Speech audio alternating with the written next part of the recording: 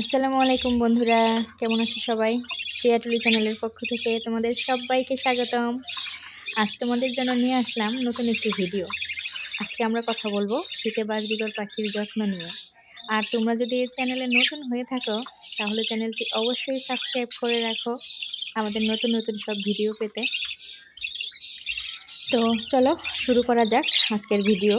আজকের ভিডিওটা আসলে যারা নতুন পাখি পালক আছো তাদের জন্য খুবই হেল্পফুল।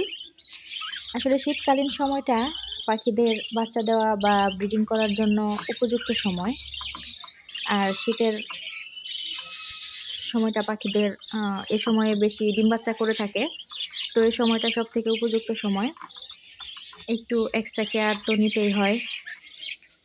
তো এই সময় আসলে অনেকের প্রশ্ন থাকে যে খাঁচার ভিতর কিছু দিতে হবে কি না। না, এ সময় খাঁচার ভিতর কিছু দিতে হবে না।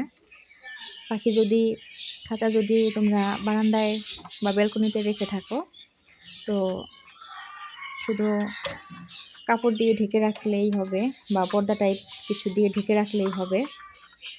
সকাল বা রাতের সময় যখন ঠান্ডা একটু বেশি পড়ে, রাতের বা সকালের কুয়াশা থেকে বাঁচানোর জন্য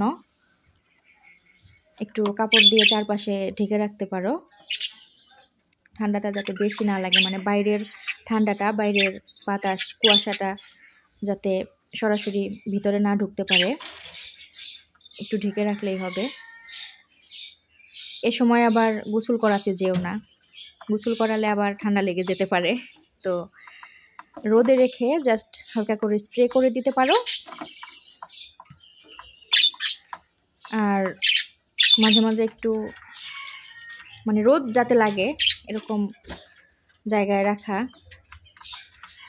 এরকম রোদের জায়গায় রেখে জাস্ট একটু স্প্রে করে দিতে পারো। তো বেশি পানি দিয়ে গোসল করানো যাবে না, আবার ঠান্ডা লেগে যাবে।